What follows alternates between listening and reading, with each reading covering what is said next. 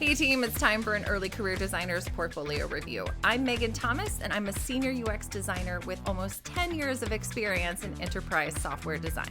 I've taught and mentored over 300 early career designers through UC Berkeley's UX UI Design Bootcamp. In this video, I'm going to review an early career designer's portfolio and share my thoughts as a senior designer. My goal is to provide actionable feedback to help them succeed as they look for a job in the UX industry. Join me for a stream of consciousness walkthrough as I assess one of their case studies.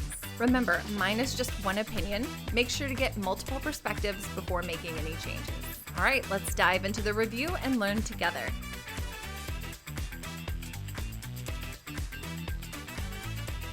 Hello, and welcome. I'm so excited about this portfolio review today. When I started opening up my review schedule, let's just say, reopened the review schedule, I basically used to only do these for people who've gone through the boot camp that I used to teach. And then there were folks who reached out from other boot camps, and then there were folks that reached out who hadn't gone through a boot camp experience at all. And I realized, hey, this is not only for a certain type of folk, it is specifically for early career designers, full stop. So I'm actually thrilled that people have started finding me because hopefully this is providing both the mentorship and the motivation to keep going through this job-seeking slog that everyone's dealing with right now. I promise you, this is it's an ebb and a flow. It sucks right now. The industry will change. But for now, let's look at an early career designer portfolio and see what improvements that we can suggest making in order to get you in front of more hiring managers. So today I've got Taylor Bahadur, and I am really excited because I think Taylor went through a completely different UX learning experience than I recall. I'm actually going to go click over here on View Resume, because I believe Taylor went through, let's see, there we go, BrainStation, a diploma candidate, user experience design, 400-hour, 12-week intensive diploma program for UX design focused on research and strategy. Fantastic. And you went to Miami-Dade College for computer information technology. Love this. This is so easy to understand, and I'm super excited that you've got, you've got your contact information on there, your website. Good job. This looks like a great resume, Taylor. All right. So first of all, I love that you introduce yourself. I know that adding pictures to the interview process can always introduce bias. However, I do think it's really helpful to personalize and to give people an idea of who you are. So it's really a toss-up. I completely understand if people are like, oh, I don't want to give anyone the opportunity to develop bias against me. But I also love that we get to know who you are right away, Taylor. Hello there. I'm Taylor. So Taylor, you're a Miami-based UX UI designer dedicated to designing for both user needs and business goals. That is exactly what we do as UX designers. Fantastic. Also love this word on the street. You've got some hype here. You've got folks who have given you reviews. Maybe this is things that you've received on LinkedIn, maybe recommendations. I highly recommend getting some more of those. These are fantastic people who have worked with you, who can speak to your integrity, to the work that you do. This is always really helpful. I can't imagine being a hiring manager with 900 applicants coming through and getting some sort of sense of who are these people. So giving some indication that, hey, I'm a real person. I've interacted with other real humans. They know who I am and they can speak for me. That's fantastic. Love that. And it also ties into the fact that this is your marketing page. This is your marketing website, your portfolio. And why would you not put some accolades on here from other people who have worked with you? This is fantastic. You can also maybe look that nice, and you've got it linked. If you see down here in the bottom left, you'll see the links come up. So you've got it going to their LinkedIn. That hiring manager can click on that and go, hey, Leslie, so tell me about working with Taylor. I've seen her portfolio and I'm interested, their portfolio, and I'm interested in potentially reaching out. Tell me about your experience. That is amazing. Will they do that? Probably not in the first look at your portfolio, but they certainly might give it a shot.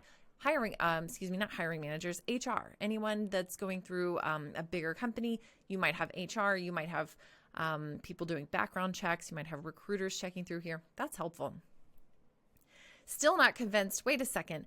I would actually just take this to say, take a look at my work. Still not convinced is actually adding negative bias. You're adding the opportunity for someone to go, oh, was I supposed to be convinced?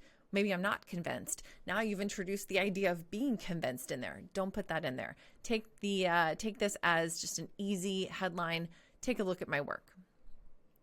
All right, so your mobile eSIM activation, you were lead designer. It's a real world project. It's a mobile app constructing an intuitive and efficient mobile application that allows users to activate their eSIMs from their devices.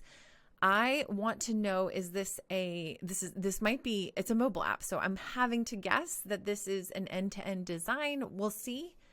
You were also the e-commerce redesign for another real world project, lead designer, desktop and mobile, so responsive. Redesigning an outdated and inefficient mobile and desktop e-commerce experience to reach business objectives. This is a little bit bland. Give me a little bit of, okay, so this is both for Q-Link. This is fantastic, but tell me what was outdated and inefficient. What were people complaining about? What is it that you were hoping to achieve with this? You could probably make this just a little bit more compelling for me to go, ooh, interesting. Let's click on that. Let's see what else we have. WFF. My design team and I took a look at a local nonprofit's website and redesigned it to better serve the organization's goals. So group project, real world, desktop, and mobile. When I see real world, I'm going to say what I expect to see is that your project actually made it to the real world. So that's my assumption based on this usage. So the solo project, this might be, it's mobile iOS. I'm assuming this is a school project, something like that, because it doesn't have the indication of real world. But the real world would be really helpful to make sure it actually saw the light of day. We'll see. Music player challenge. Interesting. All right. Okay, so I'm going to click on the mobile eSIM activation. It feels like if it's a real world project, I should be able to see your work and maybe see the results of that. I also would love to know what lead designer means. And thankfully, you added your password when you submitted your portfolio for review. However, my question for you is, how is a hiring manager going to come find you? So you've submitted this for review. And we're going to post this on my YouTube, but I linked to your website from there, and I'm curious why it's behind password protection. Is there anything on here that is like not legally able to share? Is there a reason that it needed to go through a password protection? Consistency and standards. This is weird for that to be. Okay, this must be an embedded thing. Interesting. Heuristic evaluation. Okay, it's weird that everything's coming through as really, let me take an inspect on this. I know I jumped over to another, let's take a look. Let's take a look at this. I know I jumped over to another platform. Oh, son of a nutcracker. Inspect. Stop trying to tell me what's new. You've already popped up another image to tell me, or another page tab to tell me what's new. All right, so I wanted to see this image.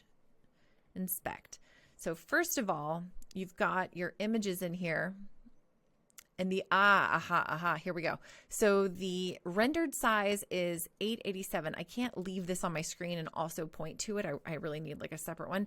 But this little box that has popped up over here in the inspector, it says that the rendered size is 887 pixels by 385 pixels, but the intrinsic size is 1774 and 770. That's why it took so long to load, because it's actually a much bigger file. That's 349 kilobytes. So I'm actually going to open this in a new tab, and we're going to do something together. So I'm going to download this image, KDJF, sure, save that. And now I'm going to go to Tiny PNG, and we're going to throw this in here. And let me find that. Where did I save that? Did it save it to my documents, my downloads? Who actually knows what's on here? Son of a nutcracker. There it is. I don't know why my little desktop icon in my... Nope, maybe that went to documents. Where did that actually just save to? Hold on. I got it. It was literally right there. I just forgot what it was called. So it's actually saving as a WebP. I don't know why this has started doing that. I haven't done any research, but hopefully, oh great, it can compress it.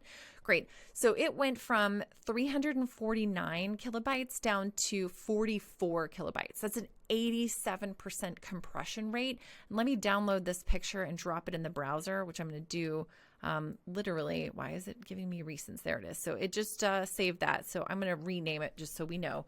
And this is also because I don't trust parentheses. All right, compressed. And we can drop that just, oh, that's not what I meant to do. Okay, sorry. Thanks so much for helping, but not helping. So if you just drop this into your browser, it should show it's that the compressed.webp, and it also should be, all right, let's inspect this. Cool. So this is much, much smaller. This is not actually helpful for me to show you this, but this image, that's what I meant to show you.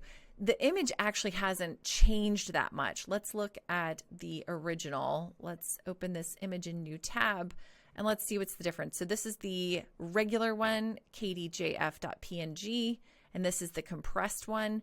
It has maybe made the edges just a teensy bit more, maybe a tiny pixelated.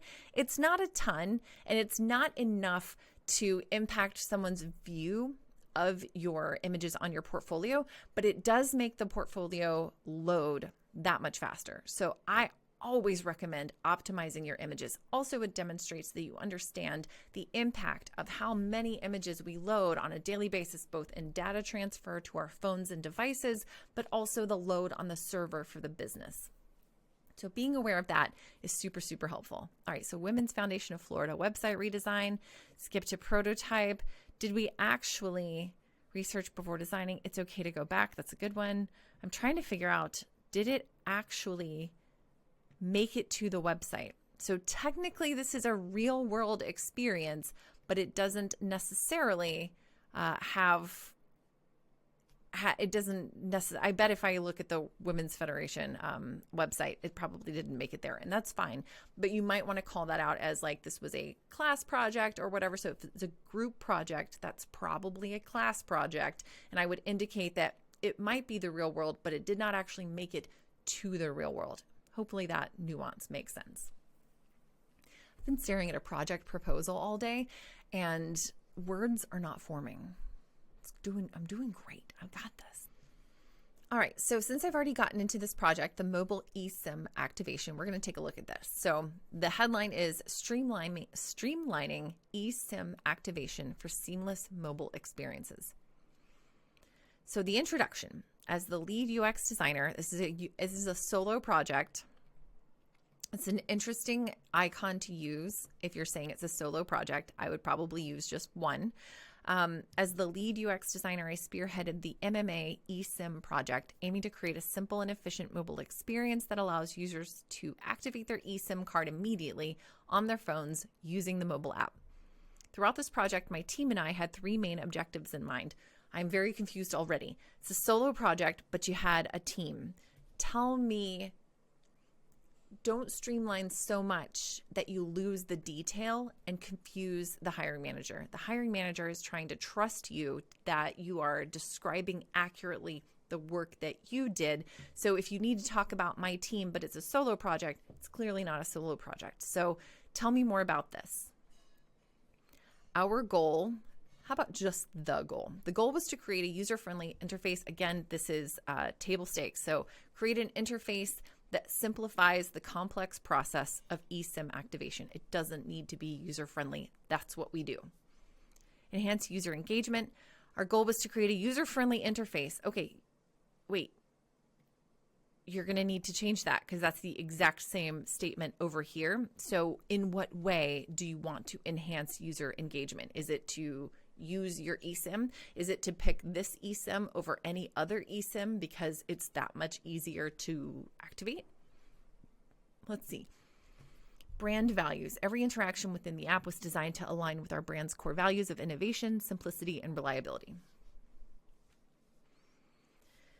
eSIM activation is a game changer in the mobile world, making it much easier for people to activate their cell service so they can use their phones. Instead of dealing with those tiny SIM cards, you can now switch phone plans, and carriers effortlessly. This tech not only simplifies setting up your device, but also opens up cool possibilities for things like smartwatches and using your phone abroad, giving users more control and making our connected lives even better. Yeah.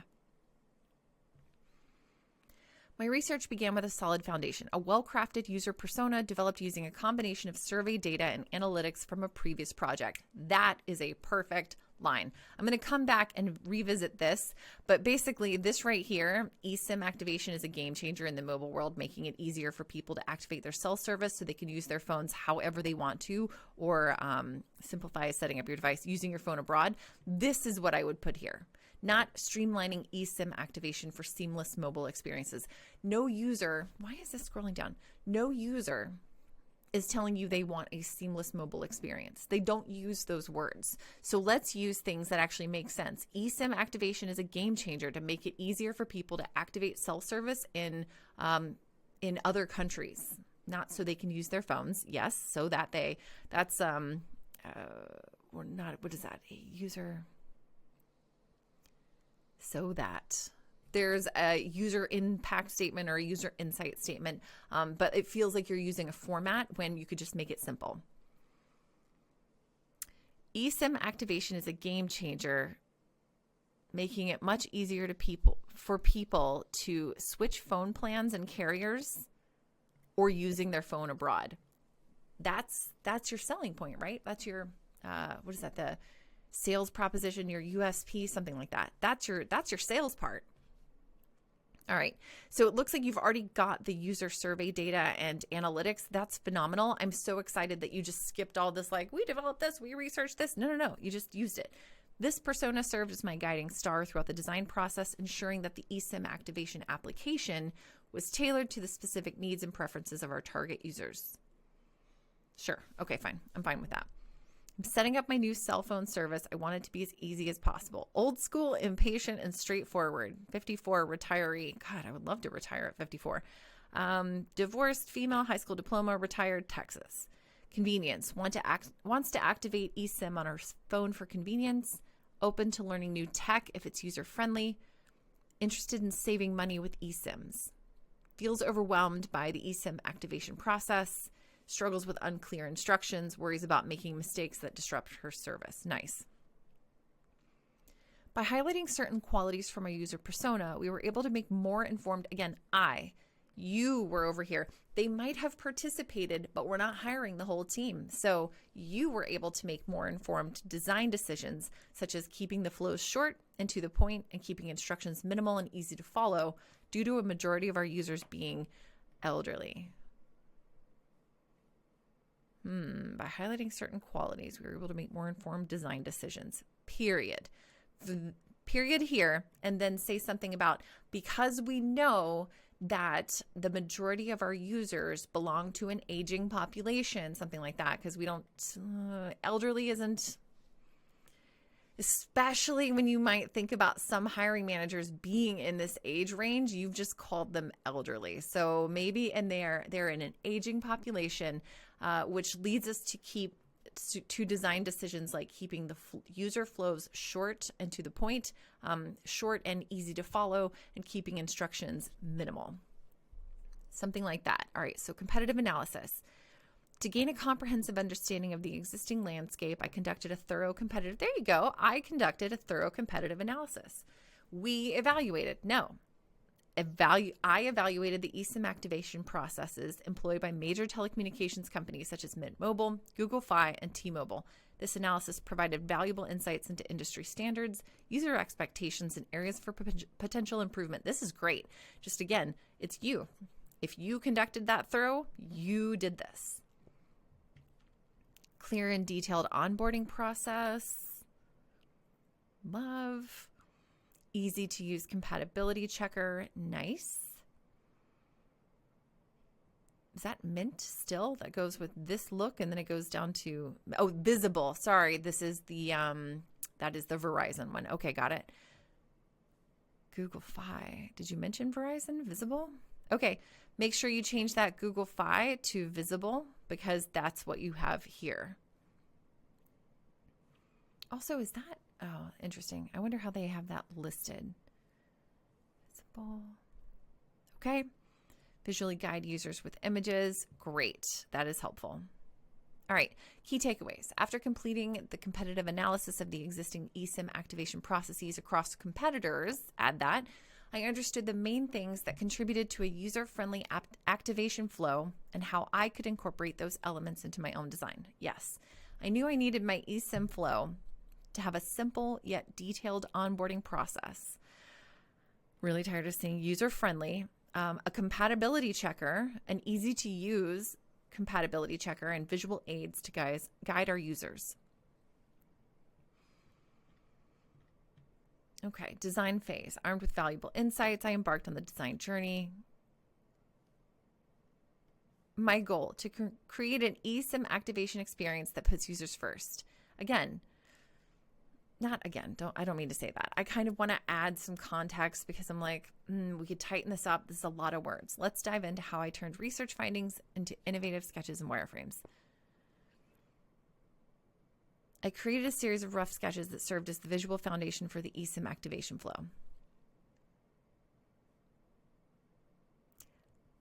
These initial sketches provided a visual blueprint for the app structure. This doesn't feel like an effective process to share. This I wouldn't even include. This feels less like, hey, I created this as part of the process, and more, I was told to show my process, so I quickly created some sketches just to make people think that I actually did that for the process. If you didn't do it, don't worry about it. And this isn't necessarily helpful. Like, you've got the scanned documents, the edited JPEG, that's great. But what value does it provide? No, take me to the low fidelity wireframes. And you also said served as the visual foundation, the visual blueprint. We're using the same words over and over again, so it feels like we're just adding content because we know we're supposed to describe it. And I need you to know that it's totally okay that even if it's only one sentence, maybe 2 lines at most, that's totally fine.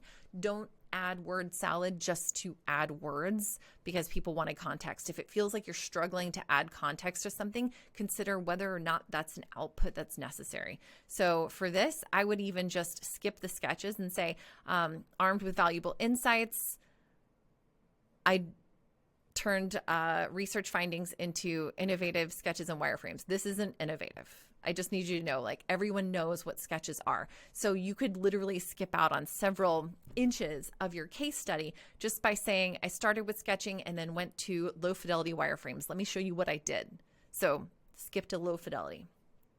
Initial sketches served as a blueprint. Did they really?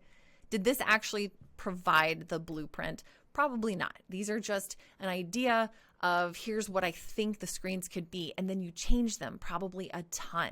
Okay, so we've got let's get started, some context, login, evolved into a user-friendly interface. This feels like you could have them before and after, or low fidelity wireframe into mid fidelity, and you could actually like swipe through or click through having these rather than stacked up, because again, without context, like, sure, you turn that into that. Awesome. High fidelity wireframes. See, this is definitely more interesting. All right, building on the foundation, I transitioned to high fidelity. You don't need to tell people what you did. We know. There's the headline, high fidelity wireframes. Attention to detail and refined design elements transform the user experience into a visually appealing and functional interface.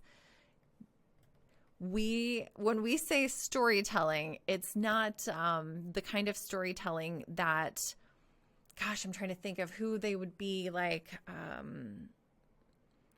His name is Keith, is an old guy. He does true crime things, and he's like, let's delve into what the next one is. It feels very Mr. Rogers. Like, we know on a case study what we're doing, so you're actually just wasting the hiring manager's time. Tie this back in together, make it shorter, get to the point. As you watch the video demonstrating login and onboarding flow, you'll notice my commitment to creating a process that is crystal clear and meticulously detailed. The goal is to ensure that every user feels guided and informed at every step of their journey through our app. Okay. eSIM instructions and data check. Through the eSIM activation instructions and process, I incorporated a user-friendly. We've got to come up with new words instead of user-friendly. I incorporated a compatibility checker that utilizes your phone's IMEI, ensuring a seamless and hassle-free activation experience. I want to go through and take out every single instance where it says user-friendly, and I bet it all still makes sense. So maybe make that a little easier. Okay. Physical SIM instructions. Okay. Within the flow for activating physical SIM cards, you can see I integrated visual aids. I would definitely not say you can see I integrated, because you need to tell people what you integrated. And I would honestly, instead of keeping things in like paragraph format, I would call out maybe 2 to 3 features of this flow that you want them to notice. Integrated visual aids into the instructions. Ensured users have a visual reference. Make activation, again, simple as possible. Let's see. As you watch the video, notice commitment to providing a process that's crystal clear and meticulously detailed. Added clear, meticulously detailed process instructions. Ensure the user feels guided and informed on each screen. In my quest to optimize eSIM activation, I didn't stop at one solution. I explored and created 3 distinct flows. Each flow catered to a different user scenario, contributing to a more positive eSIM activation experience overall. Click the button below to navigate through all 3 flows yourself. There we go, some user testing. Following the completion of the high-fidelity prototype, an in-person user testing session was conducted involving a diverse group of participants with varying backgrounds and levels of tech savviness. The results were remarkable. A resounding 10 out of 10 users successfully completed the happy path of the activation. You've just validated the happy path, but we also don't know anything about what happens when someone encounters a screen they didn't anticipate. It underscores the universal appeal of our solution. It's a testament to how well the interface caters to users of different backgrounds and tech savviness levels. Again, it feels like you're repeating a bunch of things in here. Tighten this up a little. Quantitative results, yes. Task completion time, 30% faster compared to previous versions.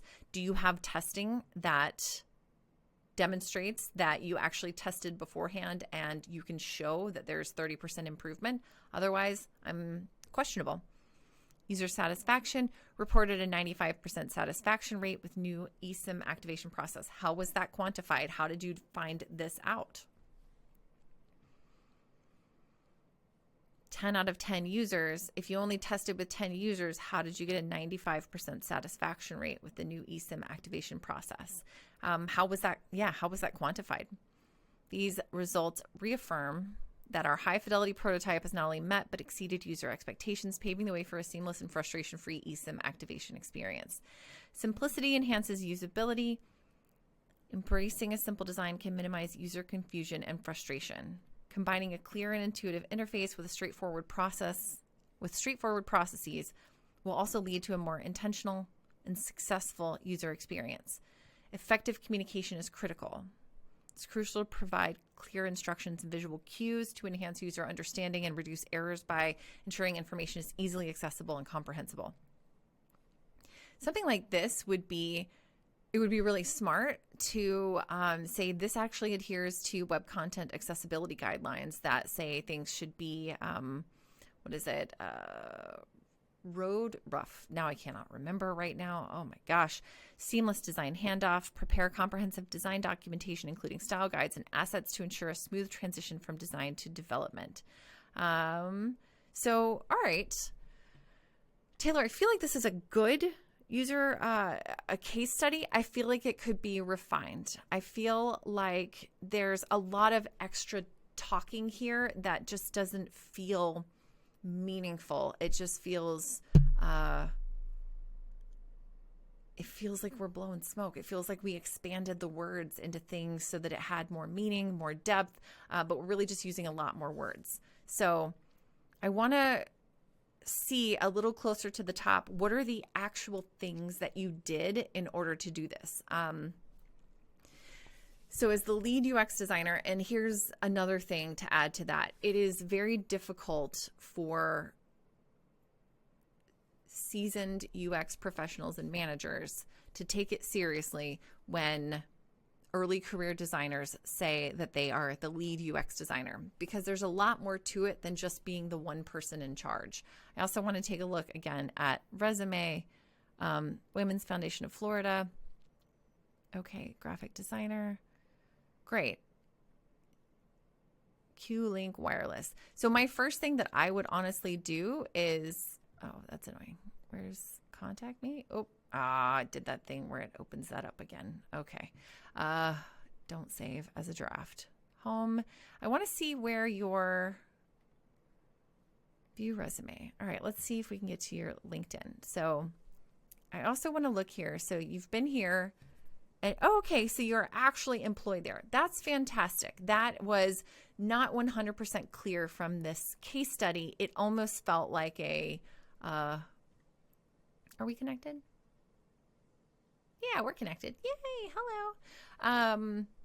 Trying to think of what I wanted to say. Did not mean to open that in a new browser tab. Okay, engineered a user-friendly interface for the company's make an appointment feature, driving a 25% increase in activation rates and elevating customer satisfaction by 30% through streamlined customer service scheduling.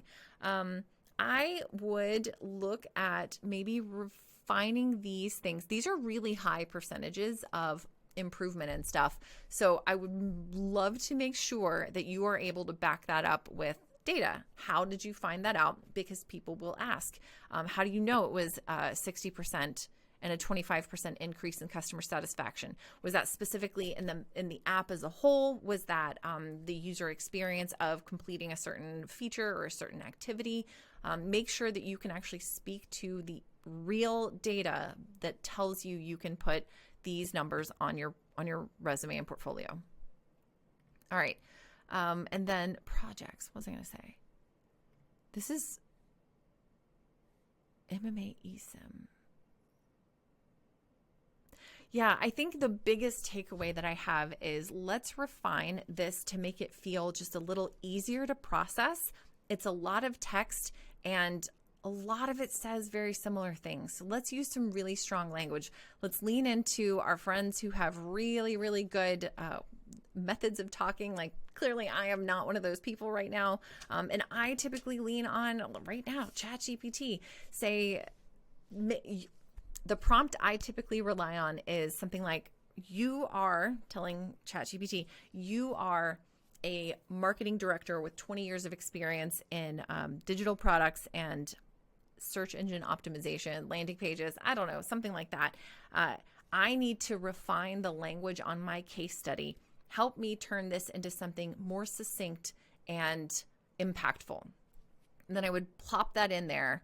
I would plop some chunks in there, or I would just describe a little bit of context around it and then say, give me 5 options for things that I can use that are more compelling than this. And it will chop it up and combine it and create just some very interesting marketing speaky things. Because remember, this is your landing page. This is your marketing landing page for you to get a job, and not even a job, just getting an interview. So make it really easy for people to understand what they're seeing here and what the outcome is. And I'd love to see a follow-up to actually see if this made it to the product, and if so, what were the actual usage stats? This is very, very interesting.